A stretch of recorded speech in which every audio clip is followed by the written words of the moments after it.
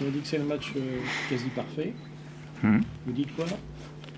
Je dis que vous avez raison. Donc c'est un match... Non, c'est un match plein qu'on a effectué aujourd'hui avec beaucoup de sérieux, beaucoup d'application, de l'engagement. Il en fallait. On n'a jamais perdu le fil du match. On avait décidé d'être très rigoureux défensivement, mais ensuite de poser notre jeu, de mettre notre jeu en place. Sans chercher à balancer, en essayant de mettre du rythme et des déplacements au cœur du jeu. C'est ce qui a été fait. Ça a été un petit peu laborieux au départ, et puis après, dès qu'au milieu de terrain, on a réussi à se trouver, dès la première mi-temps, on a senti une équipe qui prenait le dessus. On concède une seule occasion en première mi-temps. Alors qu'on se crée pas mal de situations favorables. Dans les 30 derniers mètres, on n'avait peut-être pas été performant en première mi-temps, même si dans la construction, c'était assez intéressant. Le fait d'ouvrir le score dès l'entame de la seconde mi-temps nous a mis dans une situation très favorable, avec, je pense, beaucoup de confiance pour la suite. On a... Contrairement à la semaine dernière, pas reculé. On a cherché à aller toujours de l'avant. Et avec les joueurs de qualité que l'on a, ça a payé. Stéphane Moulin a parlé d'un joueur hors norme avec Andy Delors. Avec Andy Delors. Oui, c'est sûr que ce soir, il fait un match énorme. Il marque 2 buts exceptionnels. Mais quand au mercato il a été sollicité, on s'est posé la question de savoir s'il fallait le lâcher ou s'il fallait continuer avec lui. Le président nous a donné la possibilité de le conserver. Et voilà, ça nous maintient dans la course. Ça nous laisse encore de l'espoir pour la suite. Maintenant, Andy a fait un gros match, mais je pense que d'une manière générale, toute l'équipe a été énorme ce soir. Avec un jeune joueur qui fait son premier match, avec Julien qui joue sur le côté gauche, avec Jean-Baptiste Santamaria qui débute sa carrière. Je pense qu'on a montré une belle image de cette équipe. Aujourd'hui, les joueurs ont pris réellement conscience de nos possibilités. Avec le calendrier que l'on a jusqu'à la fin de la saison, voilà, on va essayer d'aller au bout comme ça. On a pas mal de matchs à domicile. On joue beaucoup d'équipes de bas de tableau. On a pêché lors de la première partie de saison face à ces équipes-là. Je pense que les joueurs ont retenu la leçon et qu'ils sont prêts aujourd'hui à aborder les matchs d'une toute autre manière pour se donner toutes les chances d'aller au bout. Est-ce qu'on peut dire qu'Andy Delors est le symbole de la renaissance du Tour FC ces derniers matchs? Il a marqué dans le jeu la semaine dernière contre Lens, il marque 2 buts encore aujourd'hui. Pas seulement, il est évident qu'on le retrouve, on retrouve l'Andy Delors du début de saison, mais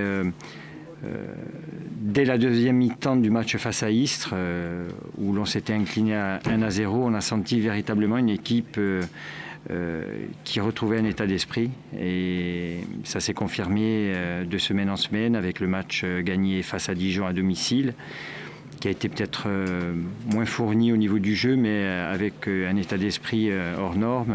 Face à Lens, pareil, et ce soir, voilà, où à mon sens on a tout réuni, état d'esprit et puis qualité de jeu. C'est la confirmation que ça marche très bien pour ce prétendant à la Ligue 1. On en avait parlé avant Lens.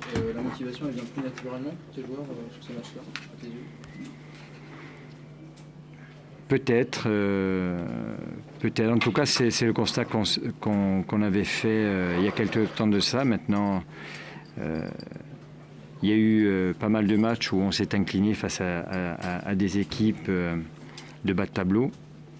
Je pense que les joueurs en ont retenu la leçon et qui sont aujourd'hui bien mieux armés mentalement pour être animés des mêmes intentions face à ces équipes-là. Merci beaucoup. Merci. Bah oui, on a perdu. Donc. Ça faisait tellement longtemps qu'on n'avait pas perdu. Oui, on peut parler d'un coup d'arrêt. Comment vous l'avez jugé dans l'ensemble la prestation de votre équipe? J'ai toujours pour habitude de dire que quand on n'est pas bon et qu'on perd, il y a une justice dans le football. Donc ce soir, il y a une justice dans le football. Il y avait une belle équipe en face aussi, il faut le reconnaître. Bah évidemment, mais on n'est pas surpris. Hein. On n'est pas surpris, on n'est pas les premiers à avoir subi ce qu'on a subi ce soir. Donc voilà, Metz en a pris 4, Lens en a pris 3, on en a pris 2. Voilà. Il y a de belles qualités de footballeurs, il y a aussi de belles qualités de comédiens. Non, je n'irai pas jusque-là, parce que c'est pas ça qui m'a un petit peu agacé, c'est que si l'arbitre met le rouge direct, bon, on n'en parle plus, c'est fini. Là, il sort jaune, et puis ensuite, quand il voit le Andy Delors qui se roule comme ça par terre, il met rouge. Donc, quand on voit après ce qui se passe sur le terrain, ça nous met en colère, parce que c'est lui qui nous marque le deuxième but. Donc, moi, c'est ça que j'ai pas apprécié. Après, si l'arbitre décide de sortir le carton rouge directement, voilà, il prend sa décision.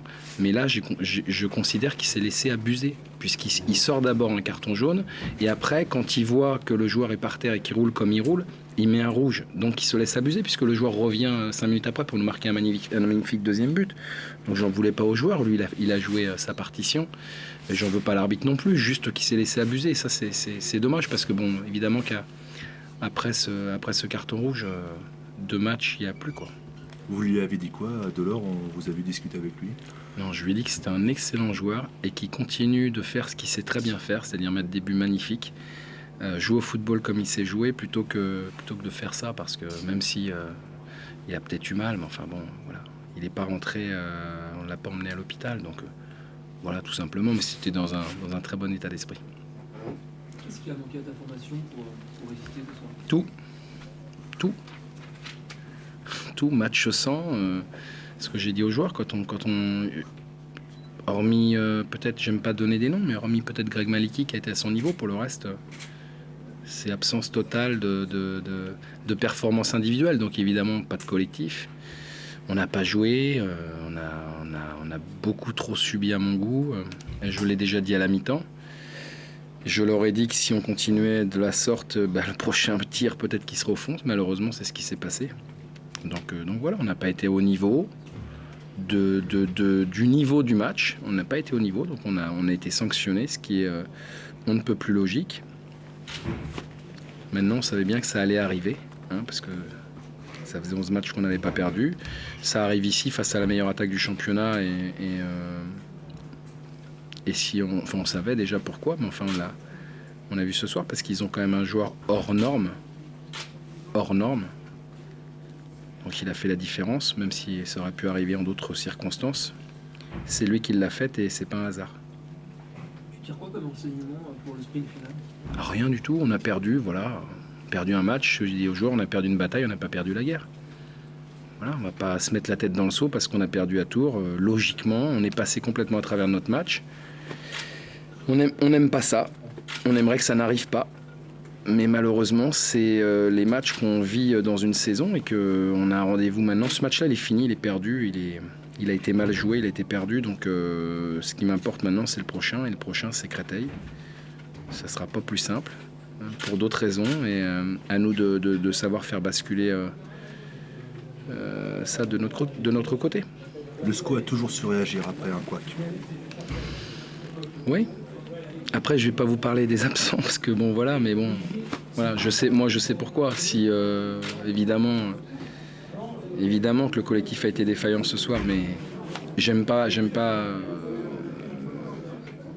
donner des excuses parce que c'est toujours l'apanage des faibles. Mais bon, voilà, on était content d'avoir 11 joueurs sur le terrain, mais malheureusement, quand trop sont pas à leur place et en plus de ça, pas prêt physiquement. Je pense à Olivier Aurillac qui a fait l'effort de jouer ce soir parce qu'il ne devait pas jouer. Donc on a essayé à ce que chacun puisse apporter avec ses moyens du jour sa pierre à l'édifice. Mais bon, contre cette équipe ce soir-là, ça n'a pas suffi, loin de là.